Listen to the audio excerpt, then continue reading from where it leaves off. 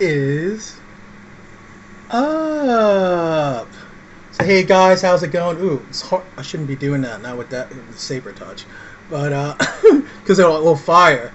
But welcome to episode 4 of Crest of Resurgence, my West Coast show. Thank you guys from the East Coast that are staying up late to hang out with me. I appreciate it, and for those of you that are coming in from the West Coast, much love. Thank you for coming in and joining me this evening. So tonight I'm gonna have in Ray Padilla, who's the man behind RPadTV. No, I believe it would be Crest is the major sponsor of this show, and Gus is world famous fried chicken from Memphis, Tennessee, the major sponsor on my East Coast show. But wouldn't that be great though? Anyway, guys, so I'm bringing in RPad now. We're gonna bring him in. He's gonna pop in just a moment, and we're gonna start this up. Oh, dude, I'm really looking forward to this, Maxie. Like him and I would talk for like a while. We talked for a while, like over a year, like offline before we came in. Hold on, we're gonna bring in. Oh, there he is. Here he comes. Here he comes. Hold on, let's pop him in. RPad in the house. What is up? Not much. What's the word? Just chilling, man. Guys, everybody, say hi to Ray RPad, man. Hello. So if you guys don't know who RPad is, Raymond, he's basically I would say he is a pretty influential member of the community. He puts a lot of work and effort into his wait, hold on a second here. Why is that?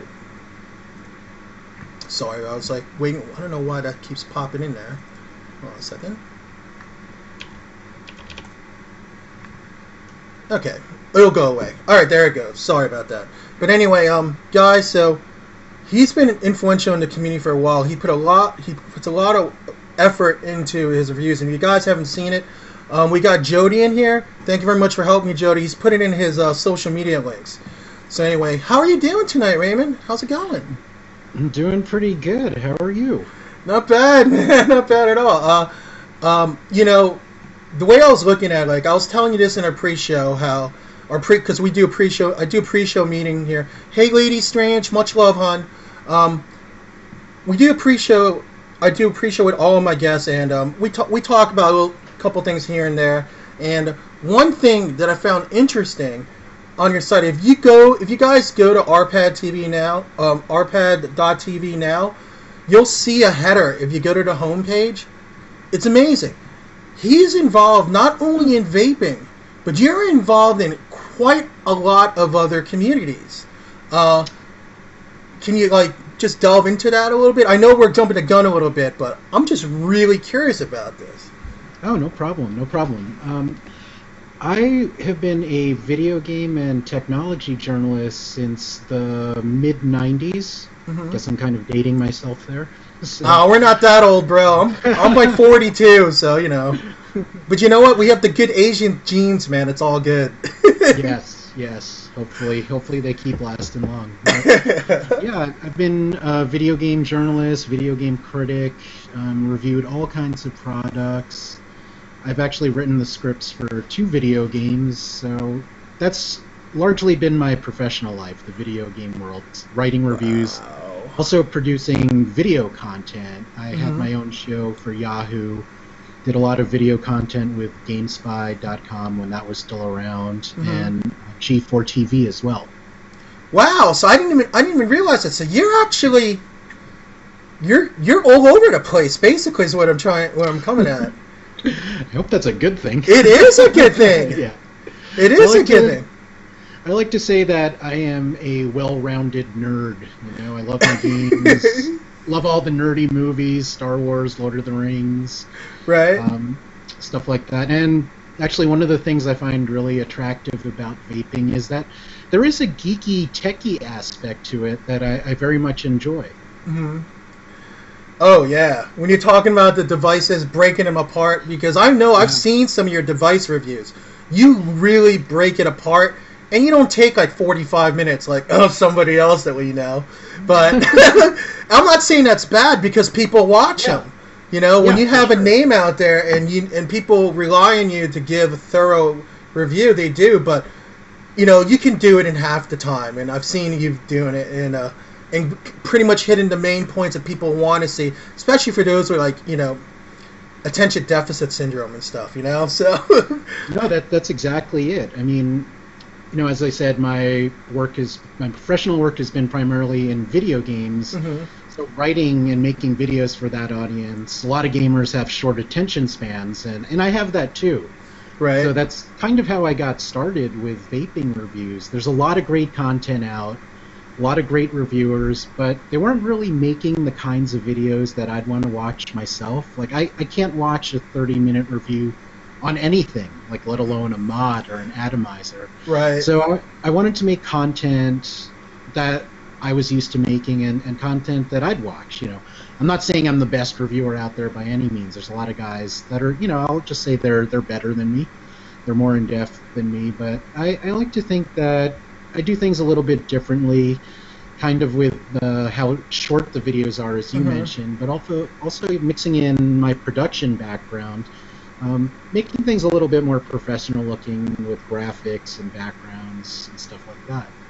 I hear what you mean, and it really shows. Like I was telling you before, like when we were doing our pre-show, how, like, I'll admit this, you're one of the reviewers that inspired me to finally go out there and start doing reviews myself, and it's because I noticed a lot, Raymond. I noticed a lot, RPad, about the professionalism and the amount of effort you really do put into your videos. Like, for example, you did an interview last year with, like, you know, the Jetty guy, the original guy that created the Ego. That's from my perception, right? Is he the original person that created the Ego? Yeah. That's Ludo Timmermans, the CEO of Janty. He created the first Ego, e-cig, and the first RY4 as well. Right, and a lot of people mix it up because they think it's Joytech, and it's not Joytech. It's the Janty dude, you know? Yeah, and people even mix that up now. It's not even... Janty designed the original Ego, and Joytech manufactured it. I'm not taking away from Joytech's role. They definitely had a big part of how vaping has spread. Right. But even now, Ovale designs the products, like the new Egos, like the eVic, and Joytech manufactures them. But a lot of people are under the impression that they're Joytech inventions, which they're Janty inventions, they're Ovale inventions. Now here's the thing, like on that same thread, like the way I view it, I mean, this is just a perception, okay? I'm not saying this is fact, but American engineers are creative. They create things, okay? American and even European, for that, they are in the market to create. While with I guess people in the Far East, specifically in China, there are a whole bunch of good engineers, but what they're good at least our perception as vapors, is that they're very good at reverse engineering and reproducing existing products that are out there. And it goes with any industry. That's the perception of engineers out there. I mean, what's your thoughts on that? Well, the thing that China has that nobody else has is a ton of cheap labor. I mean, the manufacturing capacities out there are just really tough to compete with. And they do have talented engineers that are there to reverse engineer products, like you said. But they can just make so many of them faster and cheaper than almost anywhere else in the world. Right, and I think that goes to show a lot with the price structure when you see like knockoffs and clones that are out there. Now, I'm not one to like tell people like do not buy a clone. I'm not really elitist like that, and I'm not saying it's bad to be like that, because some people like original products. I mean, like, would you buy a real CP30 first run doll from like the 70s, or would you get the 80s version knockoff from China? You know, it's a collector's thing in general. You know, so it's that. But I also think it's important. I don't knock clones either. if it keeps you off cigarettes, that's awesome. Mm-hmm. Personally, I try to buy original products because I like to support the designers, the guy that actually created these products. Right. And, you know, it's much harder to create a unique and original product than it is to copy it, obviously. Right, exactly. And you know what? I remember one of your posts. It had cracked me up. Now, it might have been earlier this year. You're at some event, and you won. I think it might have been at a vape meet or at a big meet. You won a Z-Max. Okay? Now, what cracked me up about this pic is that you gave the famous Olympic face while you were holding it up. From right. What's that girl from the gymnastics team? That's Michaela Maroney. Oh gosh. I did the Michaela is not impressed face. So that goes to show, like, for example, you would own a Provari, right? I'm pretty sure you have one. Yeah. I have one. I love it. It's always at my desk. I put in like a 5 mil. There's a Pro Tank style tank. This is called the Ret Tank. Uses Pro Tank style heads because Pro Tanks are my preferred way of vaping when I don't, I'm not saying RDAs are bad. I mean, I got my tugboat here drilled out. So it's not that. It's just that's my preferred way of vaping. And it was so funny how you showed that because people who are in the know or people who just understood would get it right away. Most people be like, what are you talking about? The guy won a mod. Yeah. Why is he giving that face? But it just goes to show that, like, I'm not saying that the Z-Max is a bad knockoff. It's not. I mean, it's pretty decent, actually. Like, well, the first version had some issues, but, especially with the threading up top. But the later version that came out, it's all right. And, I'm not going to lie. I have one, too. I bought it off, like, a charity-type auction thing. I didn't need it, but, it was going to a good cause, so I bought it. And I use it. And it's not as good. I mean, I have it on my bed. I don't know if you do this. How many people, including you, Raymond, how many people do this? Do you have a space near your bed where you put PV so when you wake up in the middle of the night, you could take in a hit or two? I actually don't. I'm actually surprised I don't, too. But first thing every morning, that's, I wake up and I'm in a rush to make my coffee and to vape. So those are my priorities. Right. Now let's go delve into that a little bit. Now, you told me a little bit about like your history. Like, I guess, can you tell us a little bit about how, like, how long you've been smoking? Sure. How did you discover vaping, and like what was like your moment when you knew that you didn't need cigarettes anymore? So I was smoking for about 20 years. Just really bad habit, and I tried to quit 3 other times. Once cold turkey, once with the gum, once with the patch. And cold turkey worked for a month. The patches and gums worked a few months, but then I'd always have that one stressful day where I'd be like, damn it, I need a cigarette. Would just go downhill from there. Right, because you start with 1, next thing you know, it's 2, and then next thing you're looking at, well, I bought a pack. Yeah. I mean, it'd be a waste if I don't smoke this, right? Yeah. And as I mentioned before, I was in the video game business, and I have a friend at Capcom who was at Capcom at the time. His name is Seth Killian. He's a pretty big deal in the video game world. Yeah, I would say. Wow, bro, you know a lot of cool people. We're going to need like another show just to delve into that, but go on. So Seth, I noticed he was using e-cigarettes, and he would tell me about them and say, hey, these things are really working for me. Why don't you give it a shot? And after a while I did. I started off on V2, the cig-alike ones, because that's what Seth was using. And they kind of worked for me, kind of didn't. I would smoke a lot less, but, a couple of times a day I would reach for a tobacco cigarette, because the V2s they weren't enough. Right. And as I learned more about vaping, through different forums, different reviewers, I moved on to an Ego C, and that was definitely better, but still, I wasn't vaping good juice. Yeah, that's the kicker. And then I discovered Illusion, and that was it. That company totally worked for me. Illusion makes some of my favorite tobaccos out there, as well as some awesome dessert and fruit flavors. But once I had the combination of the Ego C and Illusion juices, I haven't touched a cigarette in probably 2.5 years. Wow. I mean, I'm sure a lot of people in here can definitely relate, and there's definitely people in here that are still struggling. Yeah. What kind of advice do you think you can give those people out there that are still struggling, still smoking a little bit, and vaping, to help them move along? I mean, because I know inadvertently it comes to like every person has their moment. And that moment I'm talking about is their aha moment when you don't know, when you no longer need to smoke cigarettes. But like, what would you say to people based on your own experience? Like, if there's anything you think they can do to help them, I guess it would be juice, because you talked about juice, correct?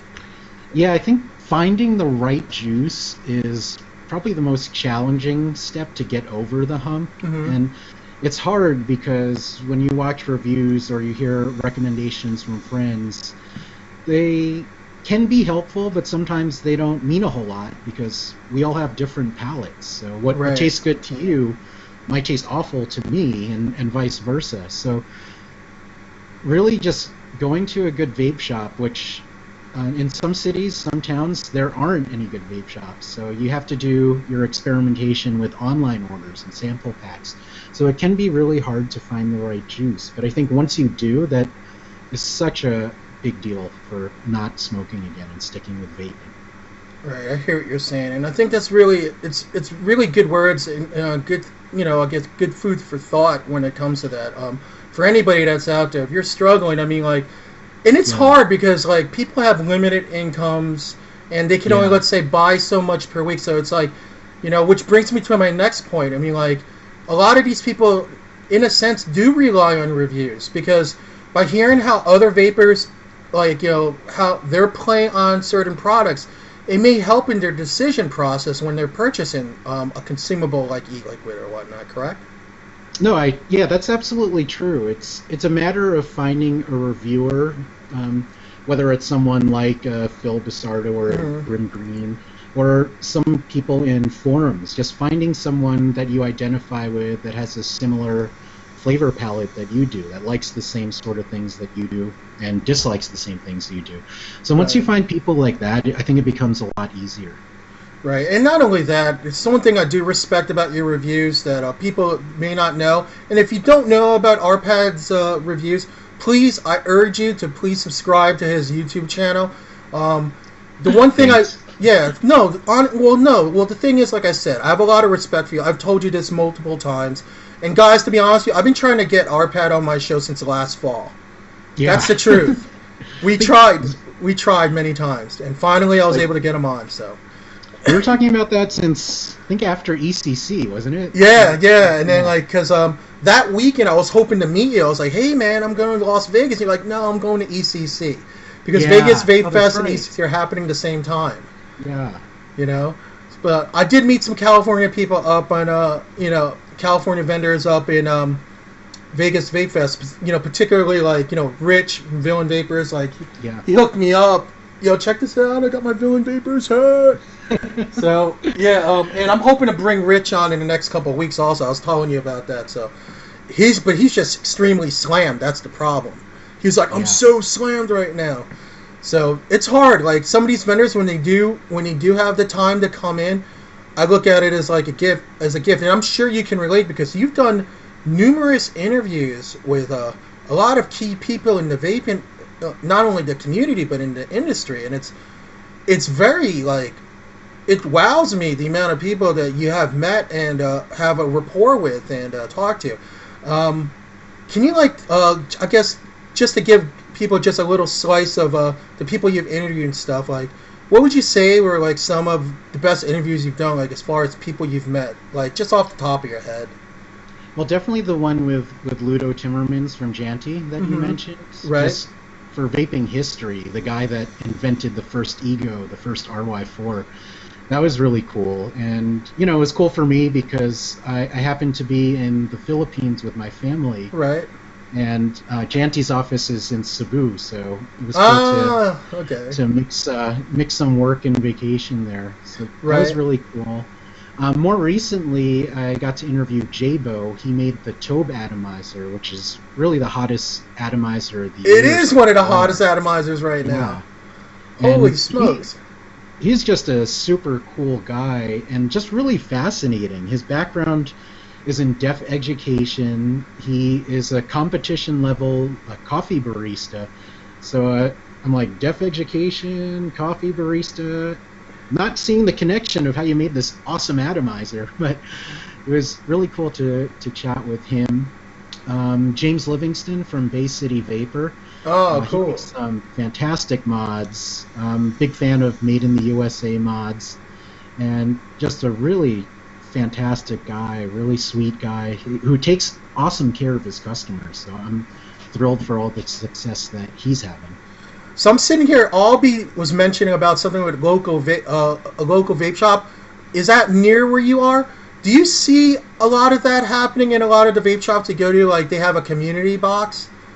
I don't know if you see that. I've seen that at a few brick and mortars, but I haven't, and I'd love to see more of that. Or it could be that they're there and I just didn't know. Right. So. Because it's for people.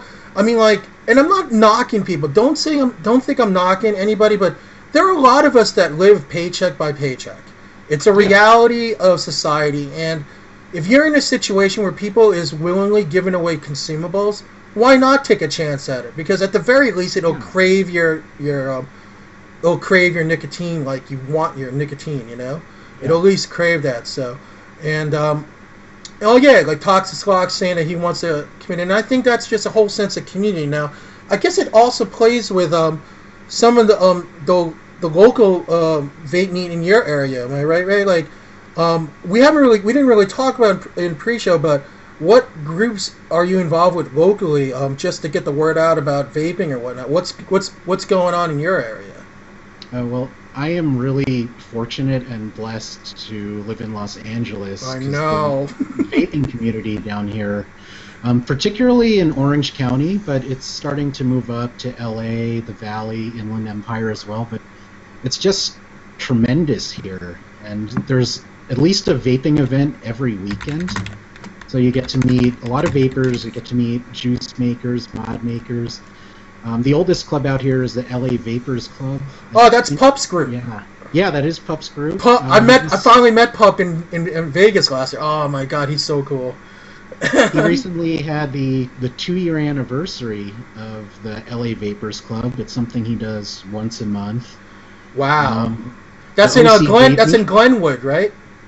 Glendora. Glendora, sorry. Yes. I don't know why I said Glenwood. Glendora, California. Okay. Yeah. And what's the other one you said? OC Vapors? Yeah, OC Vape Meet. That's put on by the Cali Vapors guys. They have a fantastic event. It's probably the biggest one out here, but it's a great event, great community, tons of raffle prizes. So, that's another thing about the LA Vape Meet that I forgot to mention, that almost always, like 90% of the people that go walk away with free stuff. So it's great if you're just starting out because you get free stuff. But the OC Vape Meet, tremendous event, and they try to do it once a month as well. There's a new one that started a couple of months ago called the South Bay Vape Meet, and the first one, it was the first one ever. The weather was horrible. It was raining really hard. Oh, was it an outdoor meet? It was an outdoor meet. Uh-oh. And despite the bad weather and despite being the first one, they had more than 400 people there. So wow. It's off to a fantastic start. Yeah. You know what? And that just goes to show there are people here that are coming from all sectors of the United States. Like, even though I'm gearing this towards West Coast vapors, we got people coming in, still logging in from the East Coast. People coming in from like the Appalachian areas where your closest brick and mortars like could be as far as 2 to 3 hours away. We got Sean and Joe here in the Midwest, and just to put things into perspective, okay? How many brick and mortars do you think you can hit if you throw a stone out your window? Well, I live just off of Wilshire Boulevard in Los Angeles. Okay. And if I went for a 10-minute walk, I would come across 5 vape shops. Actually, 6 now. A new one just opened last week. Smokes. Yeah, And like, unbelievable. Now speaking of all those vape shops, obviously there's a lot of competition in SoCal. So it's like you really have to distinguish yourself to be successful. Like I know there's some that I've heard of, like there's E6 City. Obviously there's like Vape Rev. Then you got Erica's shop. You got Local Vape, which is real popular in SoCal. Even though that's more like towards it's a little bit outside of Los Angeles. That's in what the heck town is it in? But it's just outside. It's near kind of close to where CJ shop is. So you have that also. Okay. Yeah. And you know, it blows my mind how the competition's really fierce there. And we're looking at it from our point of view, it's like, God, if just a couple of those shops were in our area. I mean, like, how do you decipher which shops to go to? I mean, I'm sure you ventured into many shops just to see how they operate. It must be very hard, especially when even people with deep pockets eventually run dry, you know, when it comes to what they purchase. So what's your criteria? And I guess this would be helpful for people who are looking for brick and mortars in their areas. What would be your personal criteria when you go into vaping? What would you like to see that would make you be a return customer? Honestly, I am probably the worst person in the world to ask. 'Cause, you know, I'm being a reviewer. I get a ton of juice, ton of product for free, so it's not like there's a lot of stuff I need to buy. You know, right. I will buy things to support my friends' shops. I'll go into a new shop to check it out, see what the decor's like, see what the inventory's like. If a new mod comes out and a store has an exclusive on it, I'll go to check it out. But the stores I go back to, it really comes down to the people. You know, just obviously people that you like hanging out with, that you want to... It's almost like going to a bar and you like the bartender, you like the regular customers. It's almost like that kind of feel. Also, finding people that are great builders. You know, everything I have, I can build myself. But at stores, there are people that are just way, way, way better than I am. And and you just rather have them be like, hey, can you make this quad? Or I'm not saying I would do a quad, but or like here's a coil that I could not do for the life of me. I finally had to buy it off a vendor because they had an exclusive for like a 1 week. It was a Clapton coil. I bought a Clapton coil because I couldn't do it right. It was driving me nuts. I know people are looking at me, Rich, how can you call yourself Filipino? What's the matter with you? I'm not your typical Filipino, man. I'm really not, because I'm like behind the times of that. I'm like a pro tank, unlike RDAs. And obviously you know that the history of Pinoy Vape and how they became so popular, they introduced the RDA to the world. You know? Because and it was out of necessity. Because, you know, their income is lower than ours on the average, so they didn't have the luxury to buy a bunch of 510 Addies. They didn't have that luxury to buy stuff that can't be reused. So RDAs became really popular that way, you know, and I'm glad for it. But here's my question: when we're talking about this, do you think that RDAs, the inclusion of RDAs in stateside, do you think it may have a negative effect, especially with all of the bans that are coming up because of the fact of how much vapor comes out? Yes, and it enables cloud chasers, inconsiderate cloud chasers. I'm not saying cloud chasers are bad. Right. Some of my best friends are cloud chasers. But people that love to blow out clouds for the sake of making the spectacle.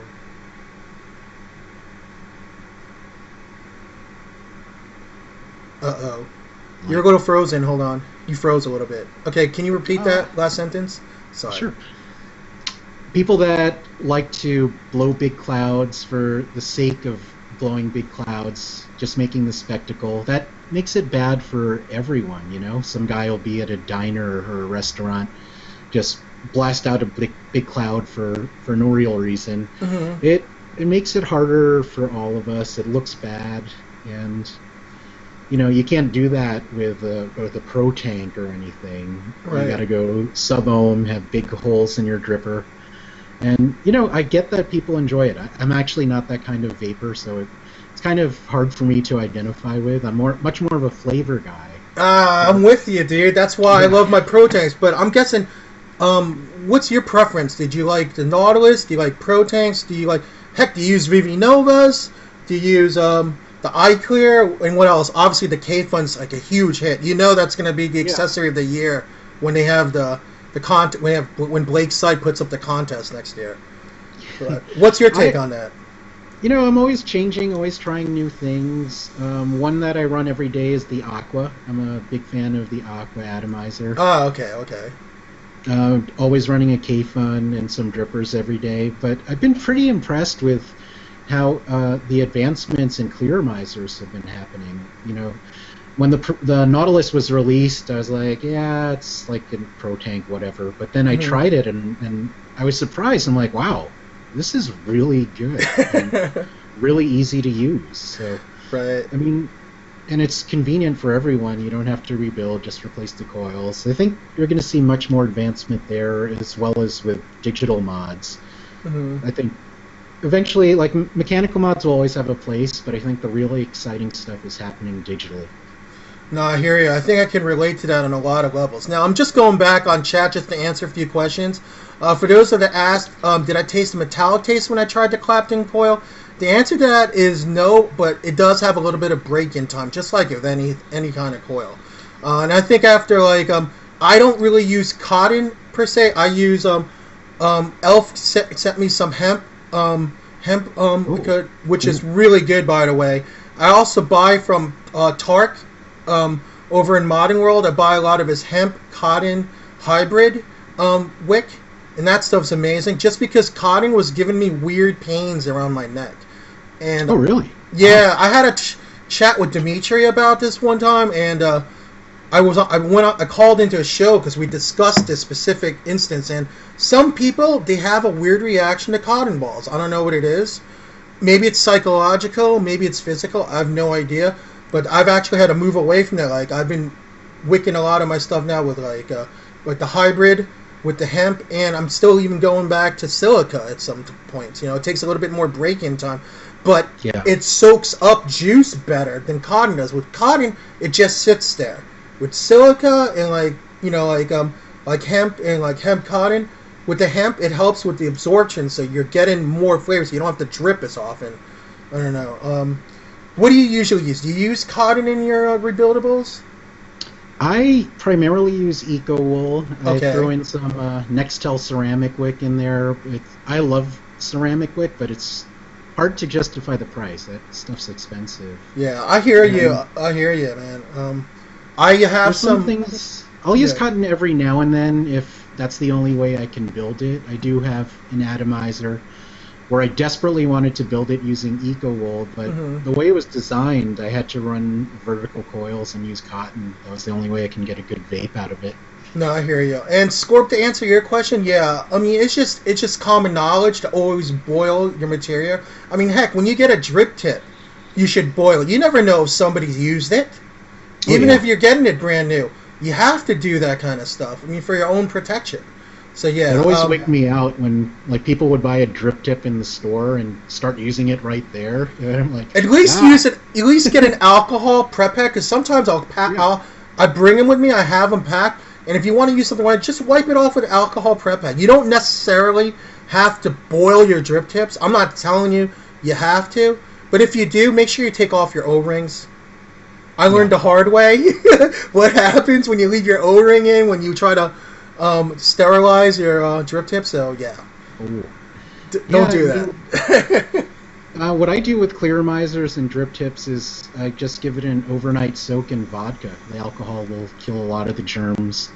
And I don't use rubbing alcohol because vodka is made for consumption in case any of it sticks. So it's safe and easy. You don't have to worry about melting O-rings. Oh yeah, I hear you. Now, let's just go back a little bit, because like I'm jumping around a little bit. But for you personally, what was your initial inspiration for doing videos? I know you had a background in journalism and delving into other communities, but specifically for vaping, what was the hook, line, sinker for you to make you finally make the decision, you know what? I can do something with this. I can share so much information with the community. What was like that drive in you that made you decide to finally start doing reviews on your own? There were two things, actually. One is that, going from V2s to egos to rebuildables, that took a lot of time, and there are a lot of things to learn, and I made so many mistakes along the way. I'm sure. I wanted to help people. I'm like, there's got to be an easier learning process. So that was one of the reasons. The other reason we kind of touched on is that I wasn't satisfied with the kind of content that was popular and that was out there. Not saying it wasn't good, it's just not what I wanted to watch. And, I would complain about it to my video game friends. And I remember my friend Debbie Chen from the Academy of Interactive Arts and Sciences. That's like the video games version of the Oscar or Grammy guys. Wow. Debbie's like, you know what? He's like, you made videos before. Why don't you make vaping videos? And then I was like, oh yeah, I kind of know how to do that, huh? So I should have started earlier, actually. But Debbie was the one that finally forced me to do it. Well, that's good, and you had a good friend in your life that put you in the position where, hey, I can do this, and look what it's grown. I mean, like, I can literally say that from your start, you started simply on your YouTube channel, and it just grew, where you incorporated multiple things that you're interested in under one umbrella, that being RPadTV, which literally I look at it as a social empire, and I'm serious, like seriously, guys, if you guys are interested, go to his site right now, his RPad.tv. You'll see, just like I was mentioning at the top of the interview, you'll see all the things that he really is interested in. And I'm sure, like, my question for you is this when it comes to this. How do you set your time management? Because you really need to set times apart for it, like put in all the effort you do onto your site with the different kinds of reviews and blog posts, on top of your personal life and work life. How do you do this? It can be really hard, and sometimes you have to give up some sleep or give up some of your personal life. And I am not skilled at time management, so some other area of my life always has to suffer. Right. I do put a lot of work into the site. Not as much as I'd like, though. I wish I can do more, because I find covering vaping really satisfying, and I'd love to do more content. Right. But you got to sleep. You got to interact with other people. And you got to work, unfortunately. Yeah, like you got to work. It'd be one thing if you're making mad money, like on the efforts you're putting in, volunteering your time for the community, and then in essence to the point where you can put in the content you really want to put in. But that's a slippery slope, because it depends on what community you're in. If you can make some residual income a little bit here, a little bit there, by doing services, because you can relate this being involved with video gaming industry. There are companies that do actually hire people, I guess, per verbatim. When it comes to, it could either be a review or it could be beta testing. Like, and I'm not necessarily talking money here. It could be, let's send you like this video card. Let me know what you think of it. Will this video card work with so-and-so games? What's the resolution like? Blah, blah, blah. So I'm not necessarily talking like you're going to sit there, play the game, and be like, wow, this game is fun. There's a lot of intricate details and a lot of specifics that companies want. And I'm just talking about the vaping industry. And you could see out there in YouTube, because you're very versed in YouTube, there's so many reviews out there in different industries that in a sense make this their livelihood. And I'm not talking about people who are giving up their previous careers. I'm talking like, let's say there's their mommy bloggers out there who can't work full time because they're taking care of their kids, and they're looking for a way to release their creativity in a sense. Can you relate to that in any sort? Oh, very, very much so. I mean, I have to admit that there are times when my professional work, my video game work, has suffered because I've been enjoying covering vaping too much. So That's an example of bad time management. Right there. Don't listen to that. Okay. Yeah. I mean, don't do what I did. There you go. Right. But I would love to be in a position one day. You know, this industry is growing crazy fast. Oh yeah. It reminds me of how video games were in the 90s. It's actually one of the reasons I enjoy it so much, is that it's new, it's exciting, it's so many possibilities here, and you know, it's helping people, so that's even better. Now, just specifically, just tunneling in on RPadTV. I mean, like, Sure. not to rehash stuff you already said, but Okay. like you went from your YouTube channel, and you decided to branch out with the RPadTV, and you started putting other areas of interest in it.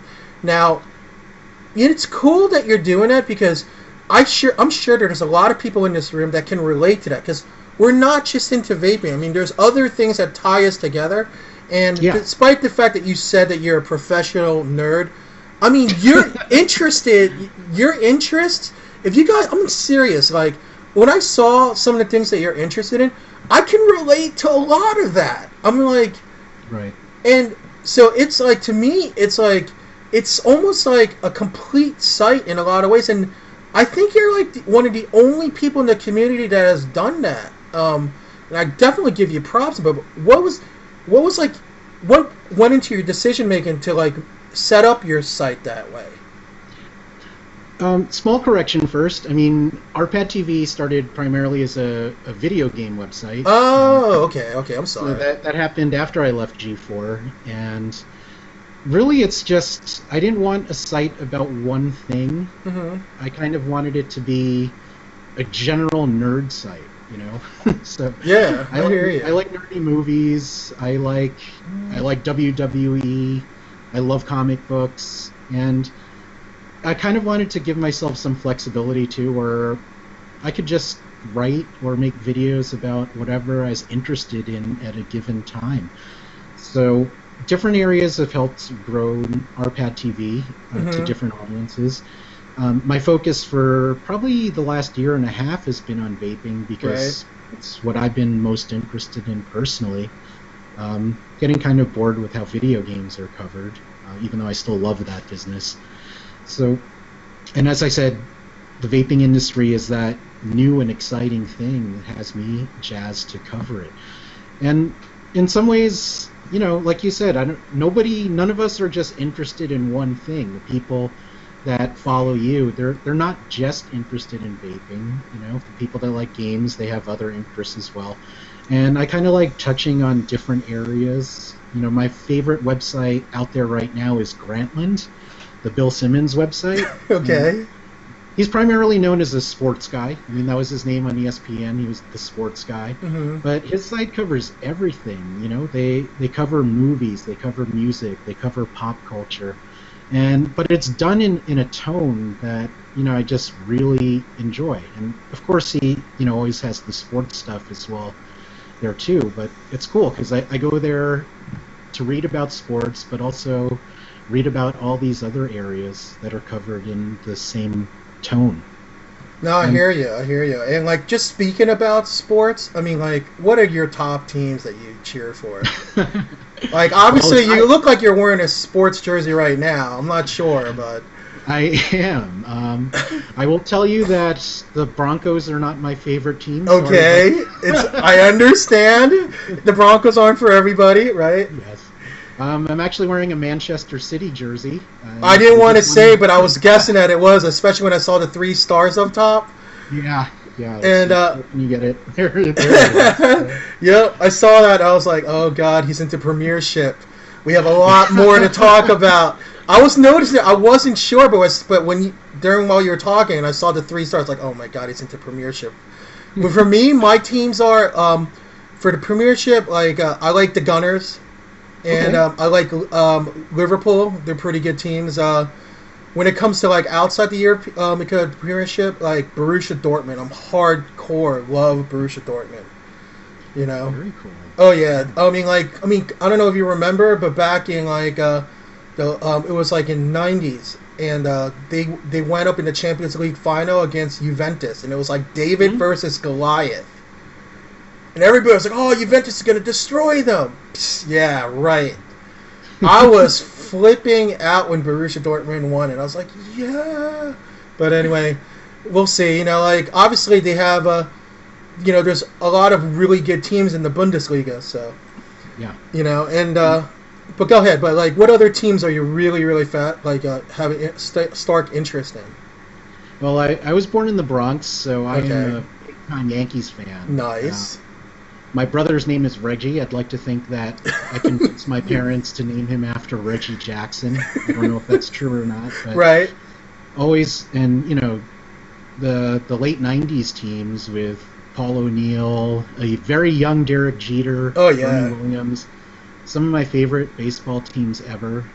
In basketball, I'm not embarrassed to say it, but I'm a Detroit Pistons fan. That's not So- that's not too bad. I mean, like they had their heyday in the '90s also.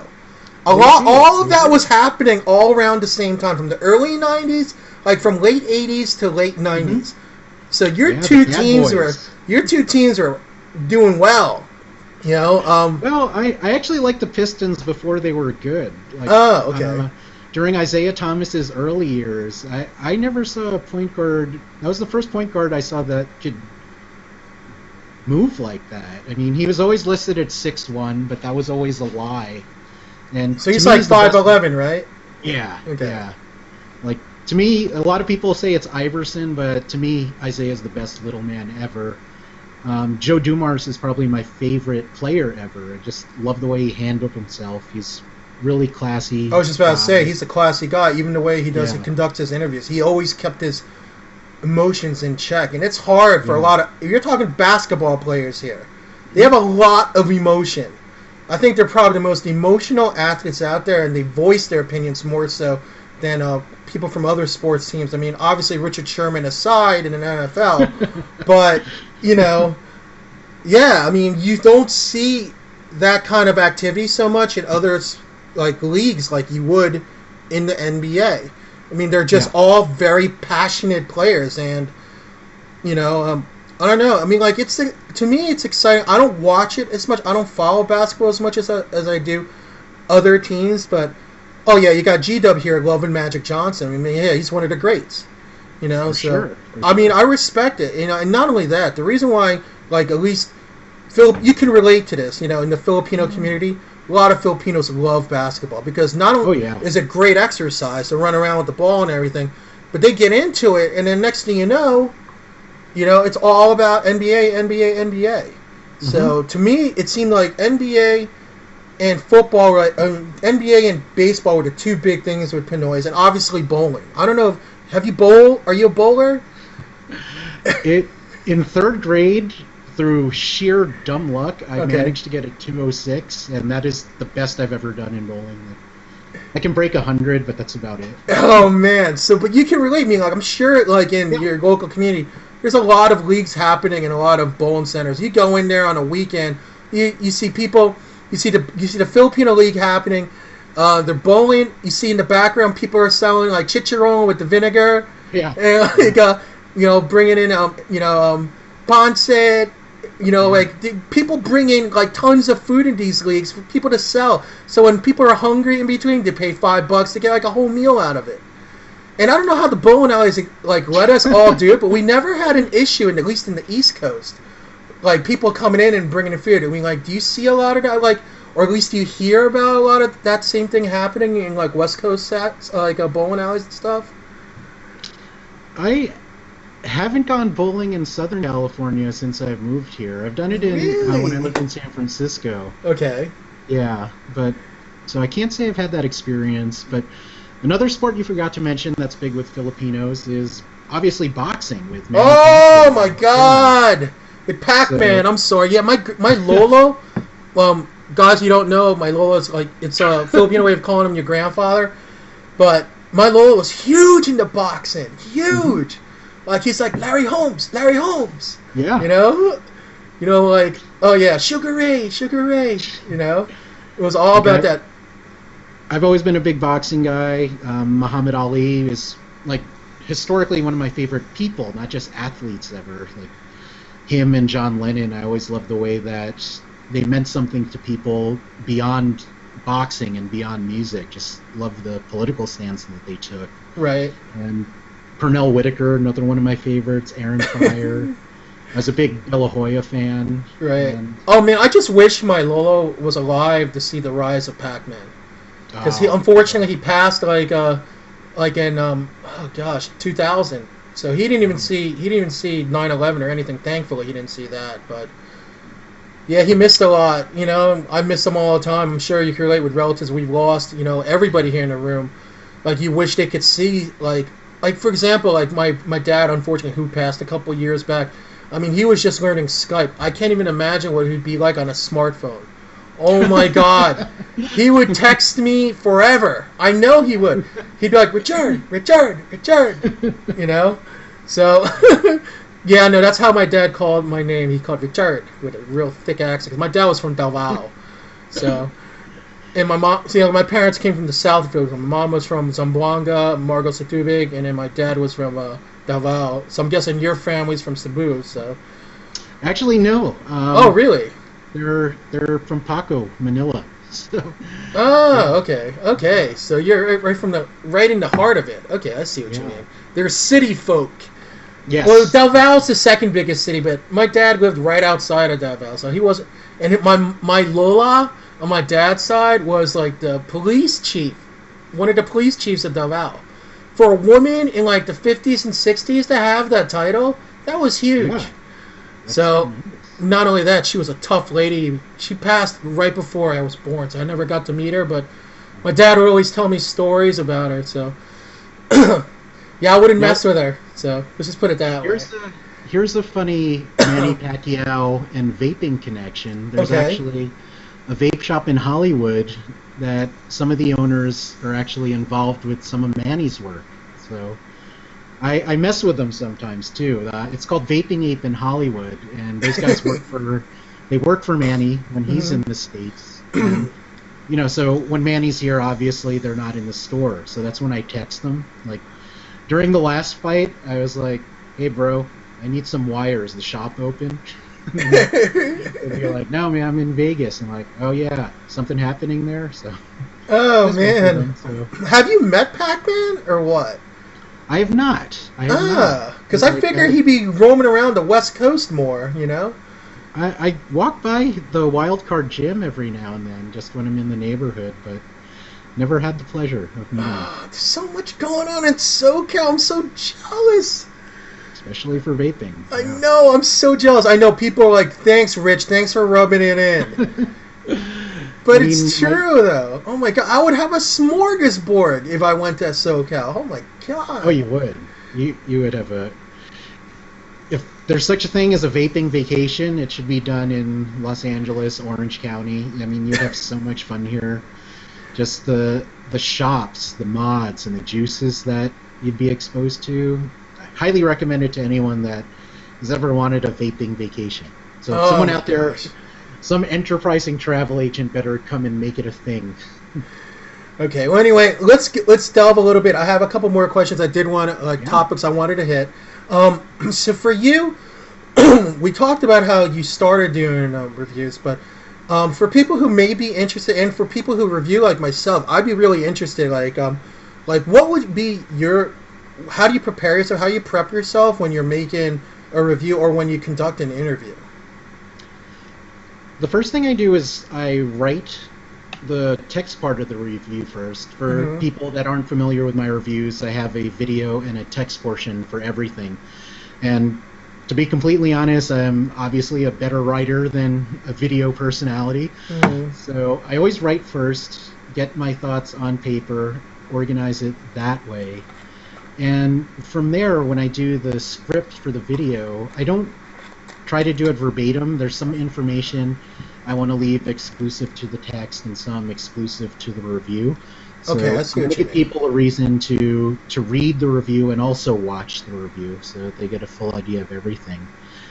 And I don't use a teleprompter or anything. I just try to have a solid outline. I don't want it to be too scripted.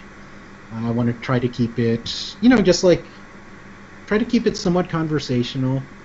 And, not just too strict. As far as advice for people that want to do their own content, just make something that you'd like to watch or make something you'd like to read. That really is the best advice I can give you. I mean, that's why I started doing this, because there wasn't really much content that I would enjoy. That 5 to 10 minute content. A lot of the stuff is, like you said, 30 minutes, 45 minutes, and much respect to those guys. There's some fantastic people doing some really in-depth reviews, but and this is a character flaw on my part, I don't have the attention span for that, so...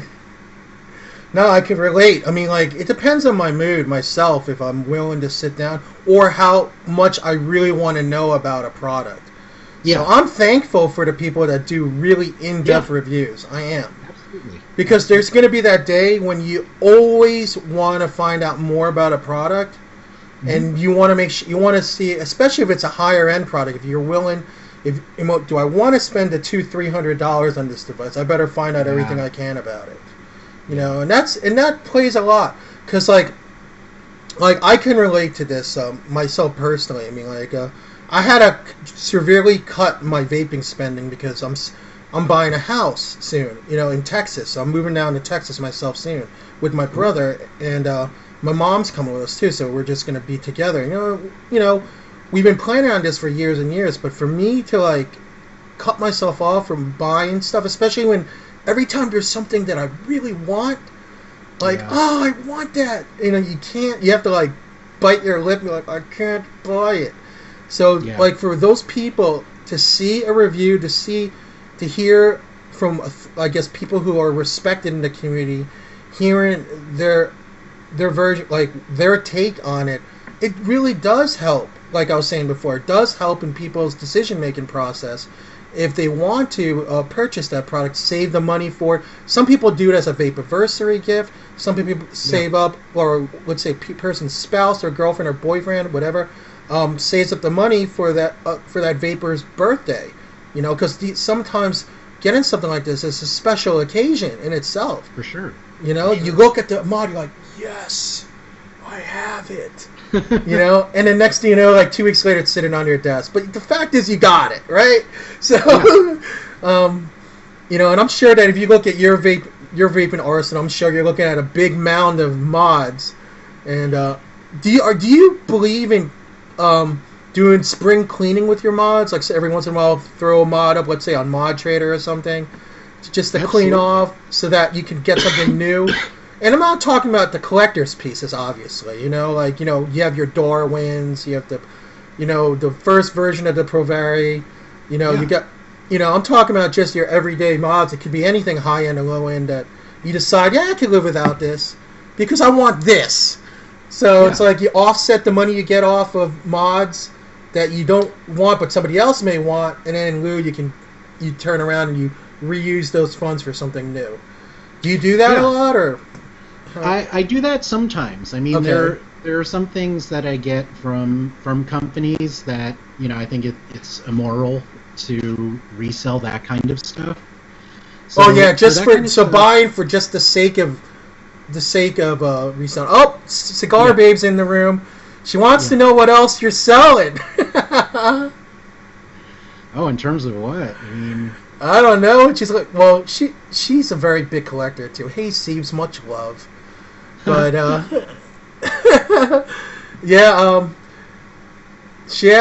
don't know. You'll probably put it up if there's something that you're selling, right? So. Yeah, I will put it up. You know, there's some things that I buy for review, and I will sell to get stuff for upcoming reviews. So, just to keep the wheel rolling. And you know, there are things that I buy and that I love so much that no way in hell that I'd sell them. Like, the things I've gotten from Vapor Art, man, just there. And it's funny, at the time I was at a point where I was like, I'm only going to buy American mods or Filipino mods. I want to support those cats. But you know, Vapor Art stuff is just, it's too good. The Paps X is just a phenomenal mod. I have the Lux sitting around here somewhere. Oh, the Lux. But I have this. But you know what though? I'm so afraid of like chipping my Lux tubes, and I bought stainless steel tubes. So now it's just a regular Paps.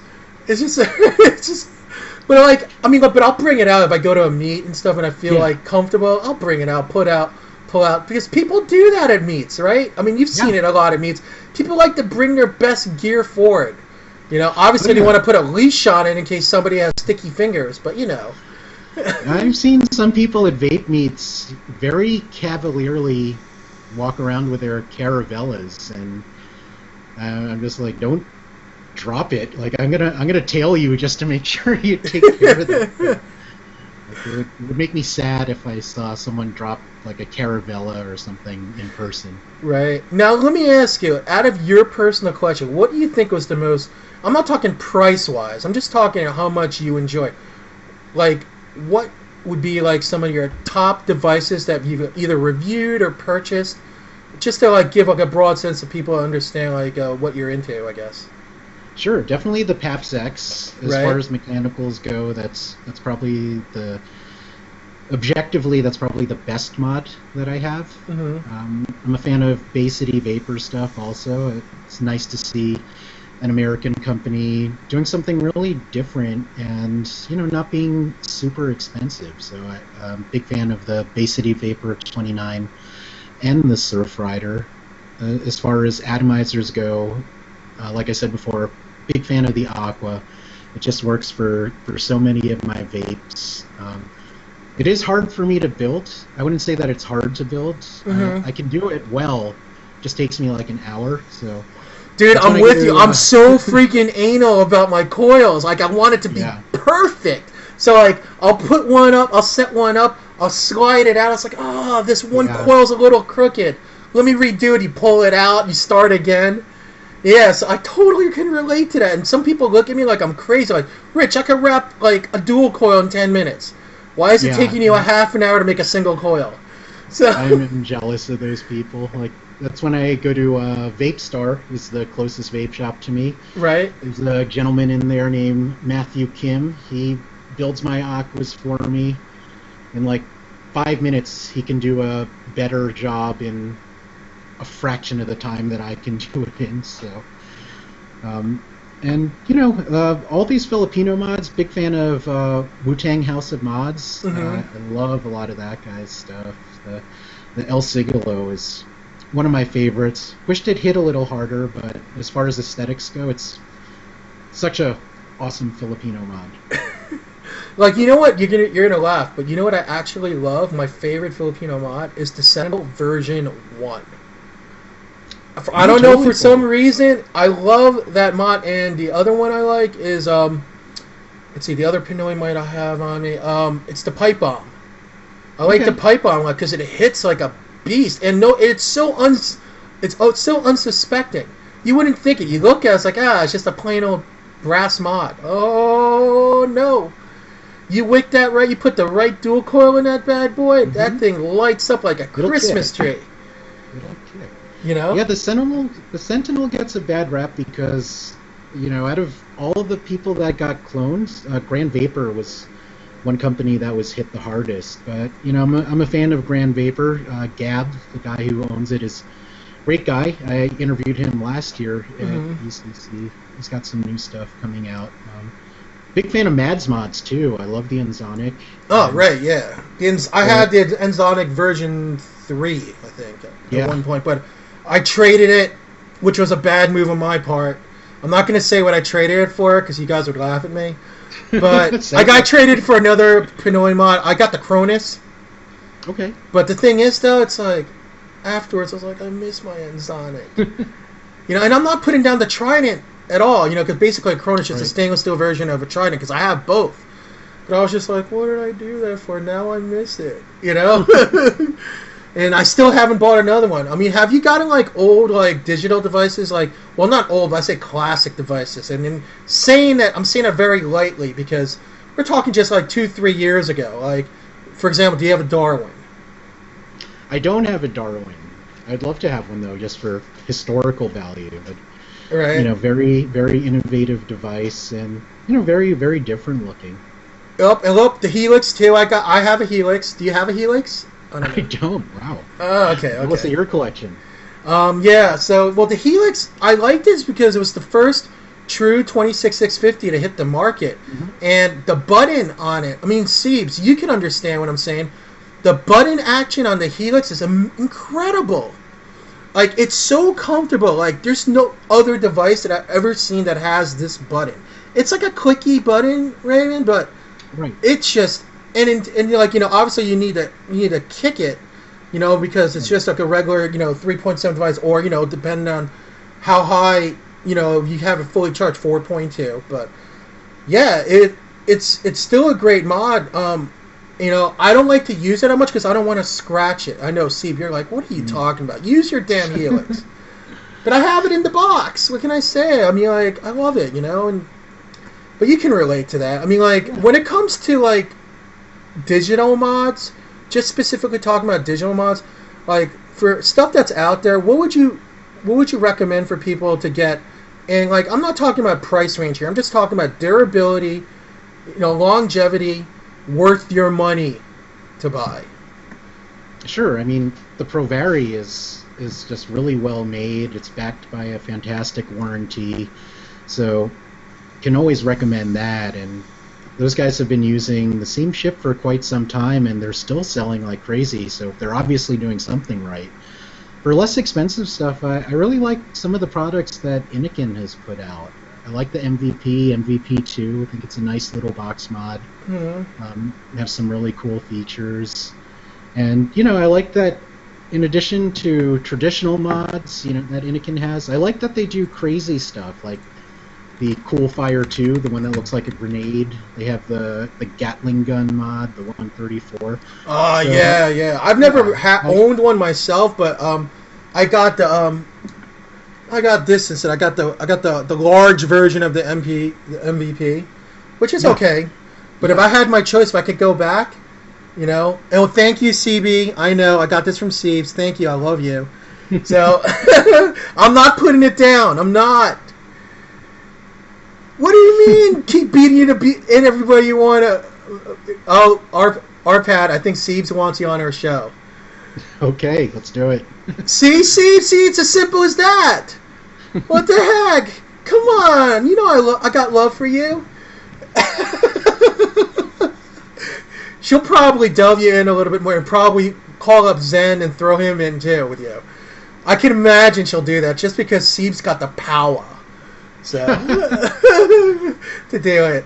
But here's something interesting I wanted to talk about. Like, no, Siebes, you're the best. Come on. Who loves CB in here? You guys know it. But you know what? We're on the same team. That's what's important. Okay? So anyway, I just want to delve into something a little bit general before we end this, because I know we're going a little bit over. But you know what? I'm having a great discussion with you. I don't want to end it right off the bat. So, for sure. So there's two things that we talked about that you wanted to talk about. And one of them was you talked about this. I quoted this. Vaping is very regional. Can you expand on that and like just give us like a heads up? What are your thoughts on that, and what do you mean by that?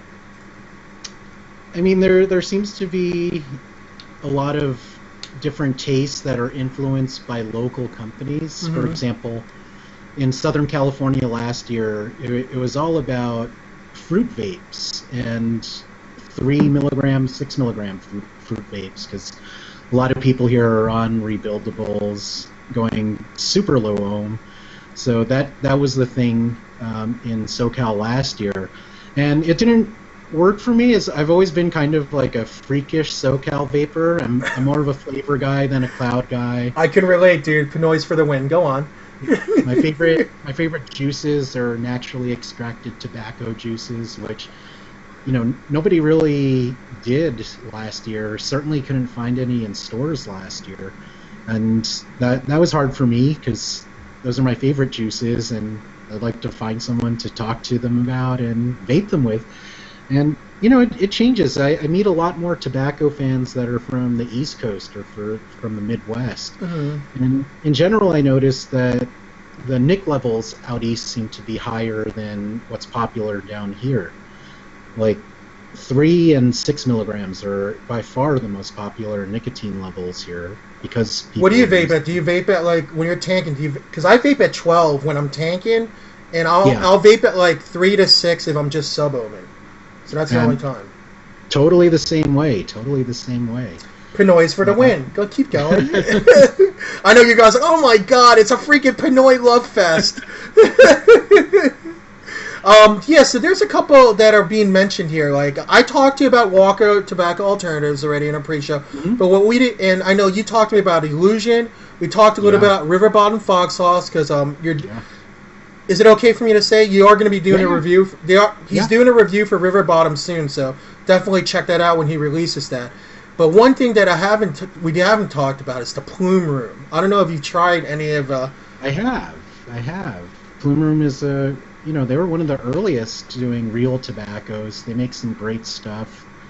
Another one is Want to Vape. They were one of the innovators as far as using naturally extracted tobacco to make vaping juices.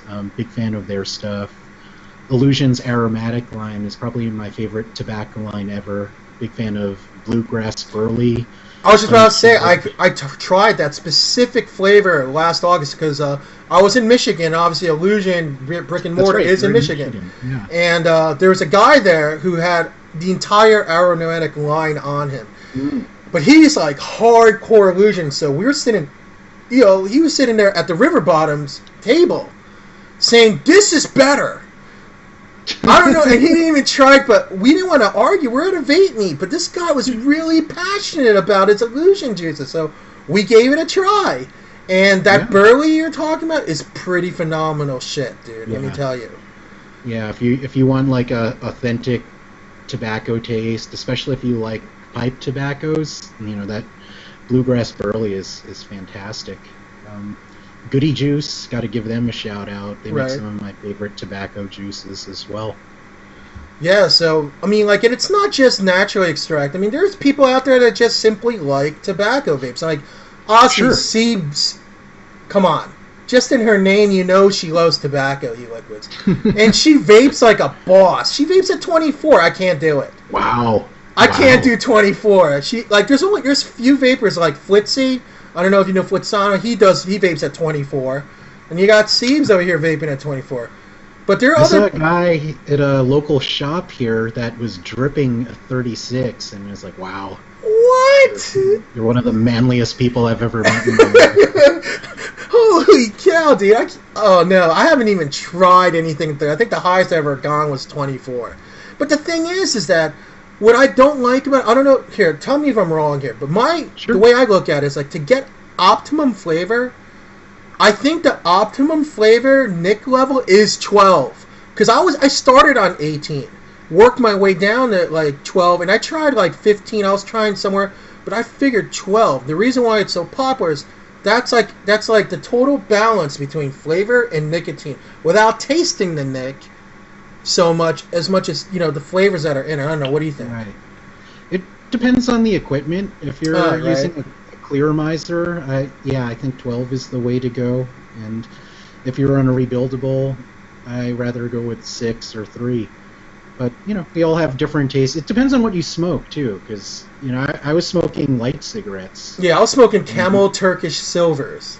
Yeah, those were some excellent ones. I know. Oh no, we're not going to talk about cigarettes, guys. I don't want to rehash my past, and I'm not going to lie about how much I enjoyed smoking those cigarettes.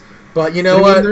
If there are guys out there that were smoking Marlboro Reds or unfiltered cigarettes, 12 isn't going to do it for them on anything. So they got to go higher than that.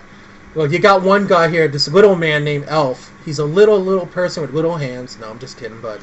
He likes to play himself as such. He's sitting there. He used to smoke Reds or hand rolled. Did you do it with the?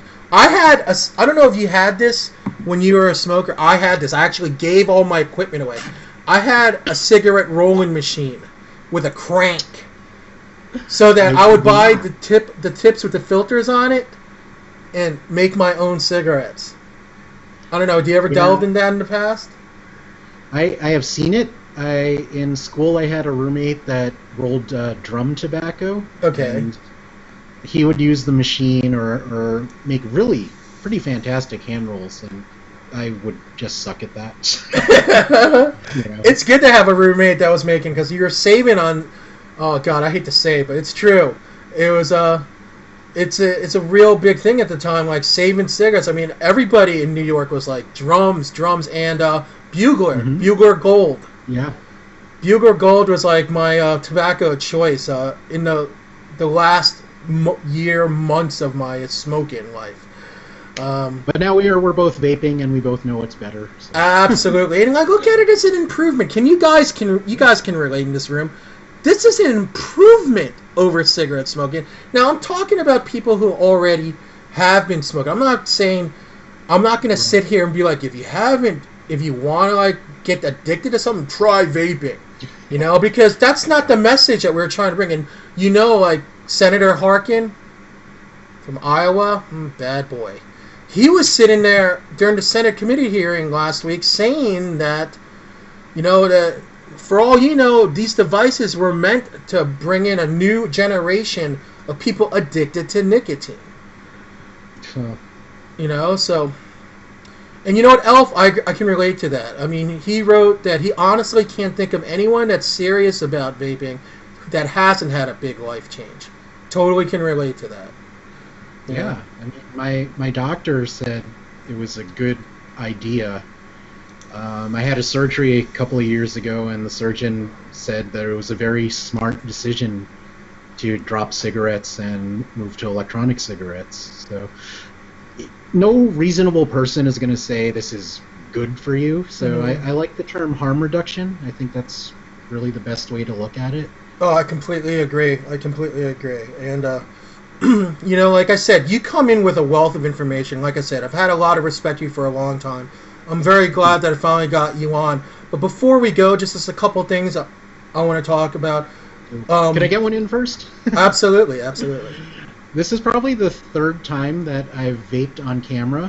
When I first started, there was a stretch of about 3 months where I would get an email every day saying, like, why don't you vape on camera? Why don't you vape on camera? You're not really, you know, vaping these juices or using these products. And there's actually a couple of reasons why I don't vape on camera. One, I think it's a waste of time. Just adds to the length of the video. And more importantly, it doesn't really show the audience anything. I mean, I could make a clearomizer, make it look like it puts out a vape like a 0.2 ohm dripper. If I just change the lighting conditions, if anything, you know, it tells you more about the lighting conditions the video was shot in. And most of us out there, myself included, we don't have studio conditions, so we're working with different lighting all the time, depending on the time of day. You know, I have lights set up where I shoot, but if there's any bit of sunlight creeping in, it'll make the shot look different. So why don't I vape on camera? Because I don't think it's useful to anyone. Yeah, I mean, to get that off. Yeah, I mean, you know what? Just on that note, I can relate what you're saying. Me personally, it's like I just use it as part of my performance. I guess a performance, because like, to me, it just reinforces for people who are watching, like, okay, he's actually vaping it. But like, I was actually contemplating ways that I could make my videos shorter, and that was one of the things I was thinking of pulling out entirely, so that I didn't have to vape. Yeah, so I agree with you on that. On Food Network, you don't watch them eat or drink wine, like, right. As they're talking about it. I guess it's because people just like to see vaping, you know, like just curious about it, like, you know, like people are like, oh, vapor production is good on this, or blah blah blah blah blah, you know, but that can be vocalized without having to show it, you know. Right. If you have your outline set up and everything. I see what you mean, because yeah, let's say somebody has a nice rig set up, and they're like, wow, if I buy that e-liquid, I'd blow out plumes like that. And now I'm not talking about people. I'm not saying that people are stupid. I'm just saying that people who are starting out in vaping, they get the wrong impression, especially when you're trying to help them make a decision on what juice to buy, or what device to purchase, or what addy to use, you know? So yeah, I see exactly what you mean, and you know what? It's gone from my videos, so I was trying to figure out if I wanted to take it out, but I think you made me realize that, yeah, I don't need to do that on my videos. So I think I'm going to take those out. So thank you for that. So one thing we did talk about is, and like you guys could see it here at the end, it's the last link that Jody's been putting up all evening, and I'm going to put it up here by itself, okay? Hold on a second here. Here is the RPadTV giveaway portion of his site. Now, can you explain to us what exactly this is for people who don't know?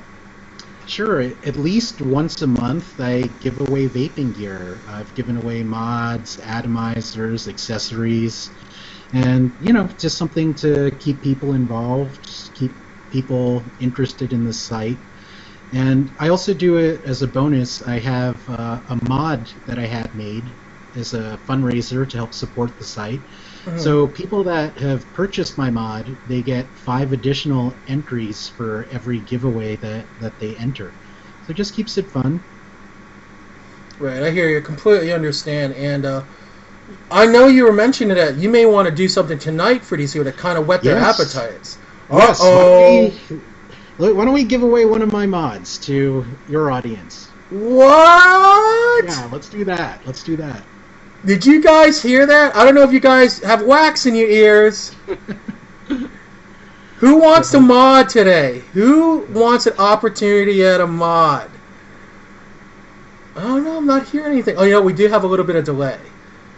Okay. Do you want to know which mod do you plan on giving away? Sure. It is the RPadTV mod. It's made by EH Pro. I'm going to be straight up about it. It is the body is the same as their Nemesis clone, but it has RPadTV branding. It says RPadTV on one side of the tube, and the other side it has this serial number. On the bottom cap, it says special thanks from RPadTV, and it has an engraving of my face on the bottom cap. So, haha. Take that. Okay, so guys, like whoever wins this mod, can you agree that once you receive this mod that you will post pictures of it? Like, I definitely got to see this. So, can I get this agreement? Like, definitely, like, post it or send RPad a picture. Like, I'll send him the picture. Just put it on my page. I'll be like, dude, it came in. They're loving it. Cool. Okay. So, how are we going to do this? How are we going to give this away?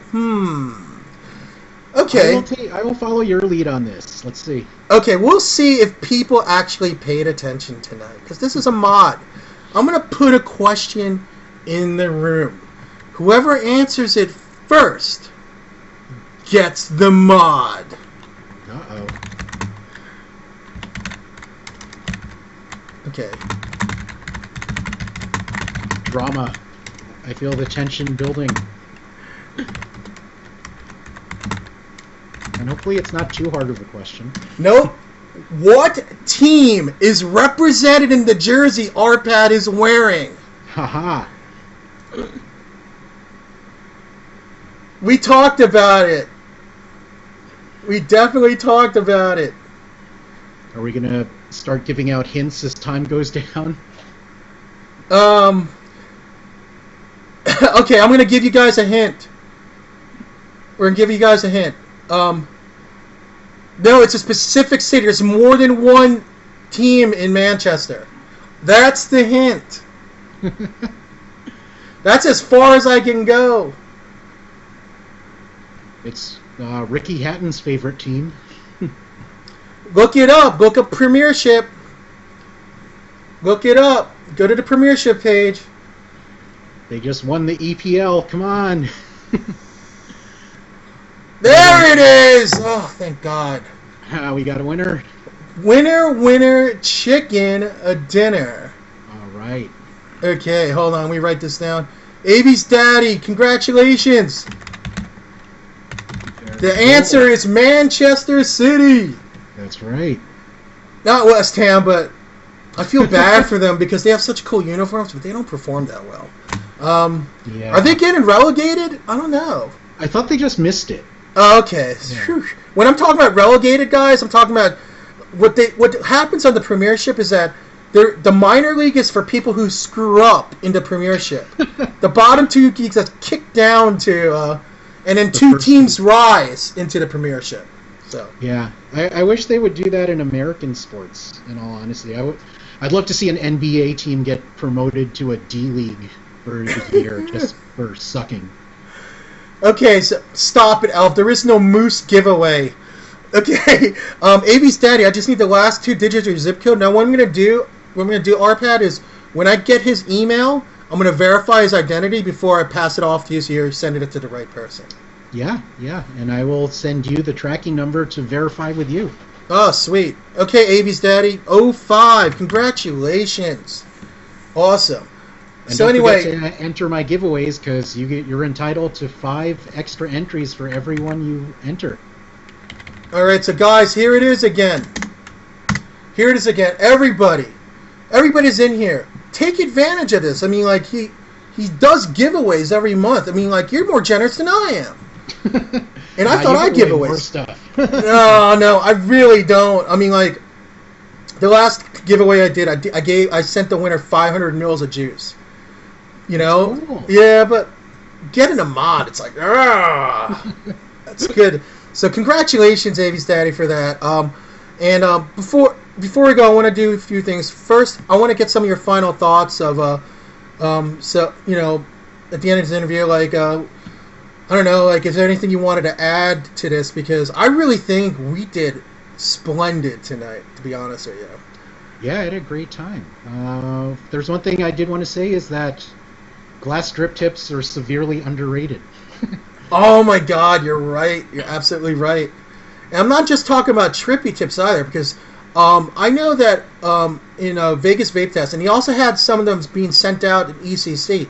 Bert from Trippy Tips made just these plain glass drip tips. No color, no anything, straight up. Mm-hmm. And they're some of the best drip tips I've ever used. They really are. At Vape Fest, did you meet the guys from Envision Vapor? I did. I saw their table. I didn't really didn't talk to them too much, but they were busy. Good for them. Those are my favorite drip tips in the market. Just hand blown glass made here in the USA. And there's clear stuff if you want it, but there's funky color patterns, all kinds of shapes too. So if you like a tight draw or a firm draw, Envision Vapor has something for you. So it's good stuff. And go ahead. Glass just feels better. It's just, you know, when you're at a nice restaurant, you're not drinking out of a Delrin cup or a metal cup. You're drinking out of glass. It just doesn't heat up fast, and I just like the way it feels. I can relate, man. So, and like, listen, I understand some people are like, but the price point's on it. But yeah, if you're paying for some high-end drip tips, you're getting the extra oomph to it. You know, anything to enhance your vaping experience, even if you buy one really awesome drip tip that you know you're going to use all the time, I think it's worth it to be part of any serious vaporist collection. That's what I believe, you know. You have to try everything that's out there. I like to. You know, just so you get a well-rounded figure of what's out there. I know there are people in here like, well, then buy a K-Fund, Rich. I will. I'll buy a K-Fund. I'll buy a Squap. I'll buy an Aqua. I'll get that. I got the 3D dripper. I just got that in recently. I haven't wicked it yet because I want to. I'm going to, you know. But yeah. But you know, one thing I did forget to ask. I mean, nothing a major question, but. My question is, like, right now, what would you think is some of your favorite e-liquids? And I'm not just saying right now. I'm just saying from what you've tried. What were some? I know you talked about Illusion tobaccos and stuff, but is there anything outside of the tobacco realm that may interest some of the viewers here that you find personally like to be some of the highest quality juice you've ever had? Yeah, if you're into savory desserts, there's a company called Ragtime Vapor. It's a pretty new company. I think they've been around for 3 or 4 months, but he's a former chef, so he has a great palate. He likes complex flavors with a lot of layers, which is something I enjoy as well. Mm-hmm. He has a custard that's really fantastic. It's called 23 Skidoo. He has a apple pie called Jim Dandy. A lot of people that tried it say that it is better than Gambit from Five Ponds, which is also a phenomenal juice. And he has it's almost like a dessert with some tobacco in there. I wouldn't call it a tobacco juice because there's just so much going on. Right. So it's just like a component of it, I guess. Yeah, exactly. So, and I love his approach to making juices. He views mixing juice as cooking for vapors. So, big fan of Ragtime. Oh, so guys, is there a way that you can get that online, or is it like one of those situations where you have to call up the brick and mortar and place your order over the phone? I'm not sure. So, yeah, I have the information on my site. It's just ragtimevapors.com. If you want to learn more about the company, I interviewed the owners. That's actually one of the few pieces that I've done that went over 10 minutes because I was just having such a good time with them. And a lot of what he was saying, I thought it just would help people learn about what goes into juice making. I thought it was very, very informative interview. So Max said to put in the link. I'm going to put in the link. Max, if you want to take a look, go over to RPadTV right here, and his interview is on there, and it also gives all the information for Ragtime Vaping. Okay, and guys, again, I'm so Jody's been putting it in. Thank you so much, Jody. Definitely, I highly recommend that you subscribe to his YouTube channel. And follow his page, and and he talks about giveaways. He does giveaways every month. Definitely register for his giveaways and stuff. I think it's a really great thing that you do for the community, and you don't even have to. Wow, you too. Yeah, I know. Thank you. But but like I said, I have a lot of respect for you. I've had since I've discovered you on the internet. I'm very grateful that I've had you on tonight. And not only that, you answered a lot of questions that I've been wanting to know anyway. So, I got a lot out of this just as well as anybody that's watching it right now. But before we go, one last thing I want to do. I have this quick quiz that I do for all my guests. Okay. It's the Blaine and James Lipton Inside the Actors Studio quiz. Uh-oh. Okay, so are you ready for it? It's 10 questions. Let's do it. Okay. Question number 1. What is your favorite non-curse word? Lugubrious. Okay. And what is your least favorite word? Meh. Yeah, can relate. What turns you on?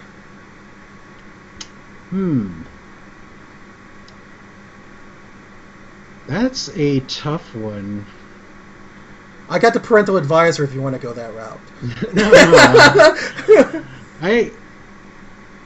Girls that are genuinely nerdy. Cool. And what turns you off? Girls that are very full of themselves. Definitely can relate to that. What sound do you love? Waves. Ocean waves. Lucky.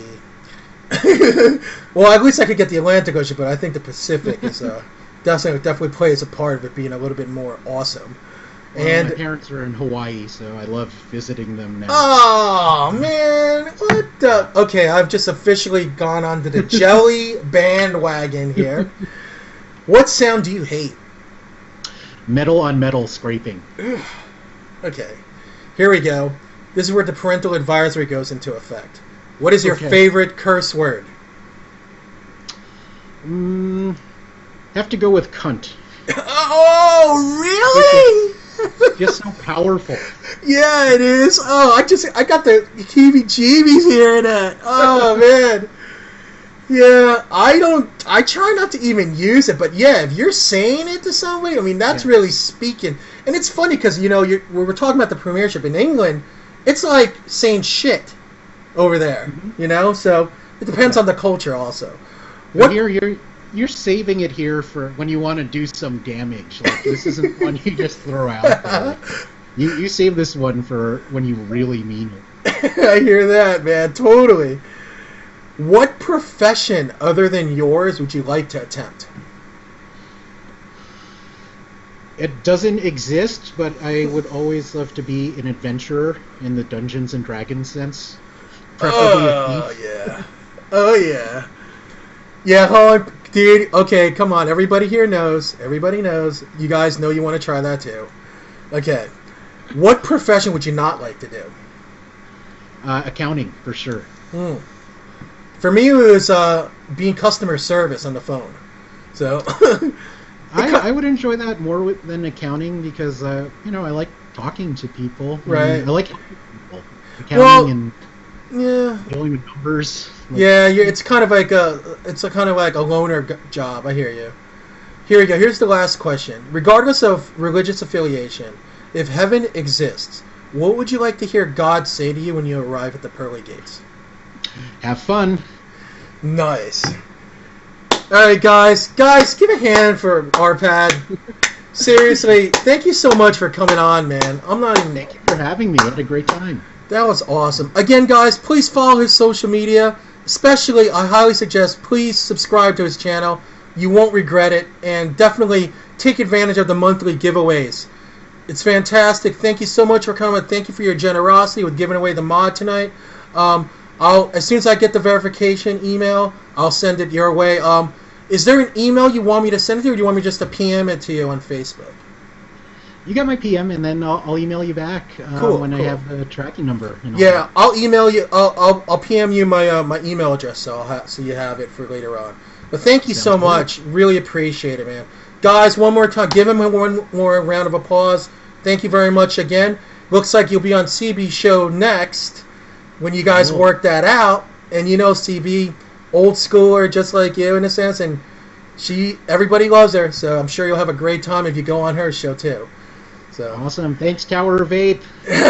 Thank you so much. Yo, have a great evening. Thank you very much for coming on again, bro. Bye, guys. All right. Peace.